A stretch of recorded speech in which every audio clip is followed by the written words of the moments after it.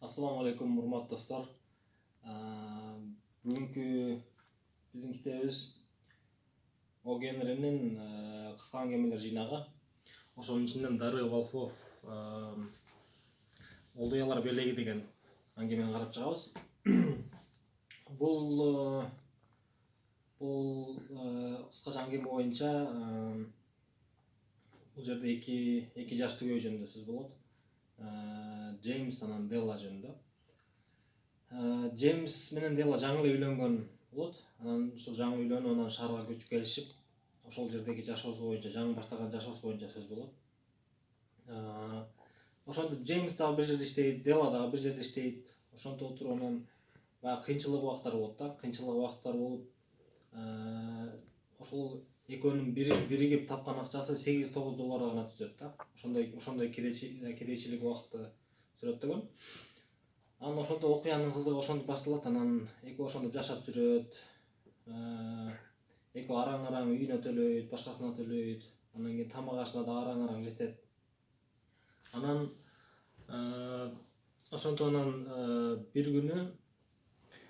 күнү жаңы жыл жакындайт. Чыгарма боюнча ошондой. Жаңы жыл жакында анан жаңы жылда анан Делла аябай ойлонот. Мен Джеймске не белек кылсам жаңы жылга деп аябай ойлонот. Анан ошентип ойлонуп отуруп анан аябай ыйлайт. Себеби баягы жанында акчасы жок да. Жанында 80 центке жакын акчасы бар. Анан не кылышын билбей, анан кийин уже эртеси жаңы жыл. Анан жаңы жылга эмне кылам деп анан кийин ошентип маанайлар түшүп, ошентип отуруп анан кийин күзгүдөн өзүн байкап калат. Баягы терезени карап отуруп ыйлап аткан болот. Анан кийин караса эле күзгүдөн өзүн карайт дагы. Анан бир чечим чыгарат.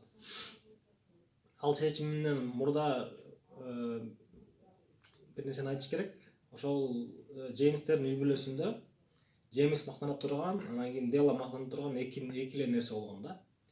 Бул Джеймстин сааты, Джеймстин чоң атасынан калган сааты. Анан кийин Делланын узун чачтары. Узун сары чачтары. Ошентип анан кийин Делла ойлонуп туруп анан кийин болду дейт. Мен таптым. Мен ушул узун чачымды кесип туруп сатам дейт. Ошентип чечим чыгарат. Анан кийин издеп жөнөйт. Баардык чач тараштарга барат акыры. Анан кийин бирөөсүнө барып анан кийин чачын көргөзөт.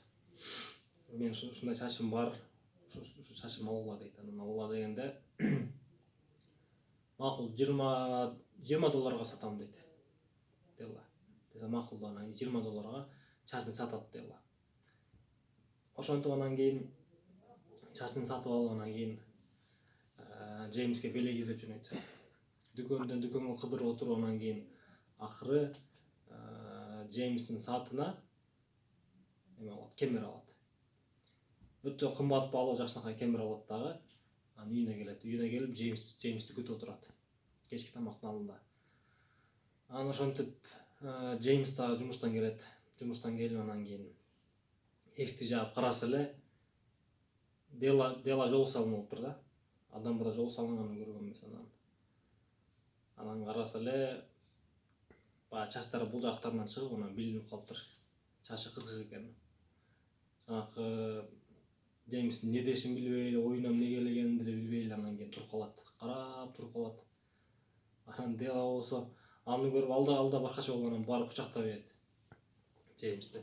Сен мени урушпачы, мага тарынбачы. Мен бирок сага жаңы жылга белек бербей койсом өзүм кечирбейт элем. Менин чачым тез эле өсүп кетет деп аябай актанып ошентет. Ыйлагысы келипчи анан алго мейли сенин чачың өсөт дейт. Анан экөө отурат. Дагы деле таң кала берет Джеймс. Экөө отуруп анан мен сага не белек камдап койдум көрбөйсүңбү деп анан Джеймске Делла жанакы саатын алган кемерин берет. Анан кемерин бергенден кийин Джеймс аябай мындай башын чайкап күлөт да. Башын чайкап күлүп анан эмне күлүп калдың десе, аябай жакшы кемер экен саат үчүн. Бирок мен да саатымды сатып, өзүм саатымды сатып сага белек алдым эле дейт. Дегенде анан ошондо экөөдөн күлөт. Анан эми сен менин белегимди көр дейт. Менин белегимди көр деп анан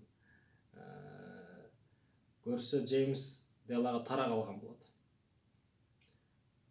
Тара калса Деланын чачы жок, чачы кыркык. Саатына белег алса, саатынын өзү жок.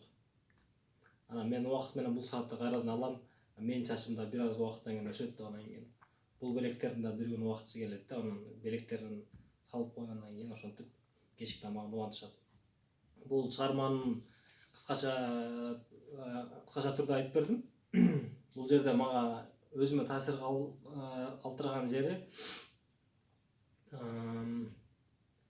ошол адамдардын сезимдеринин тунуктугу да.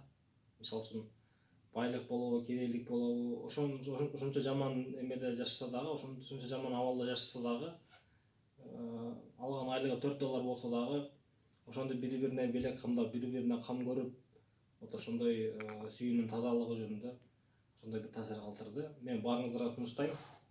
Тарык Волков деген жакшы чыгарма, О Генринин жыйнагында.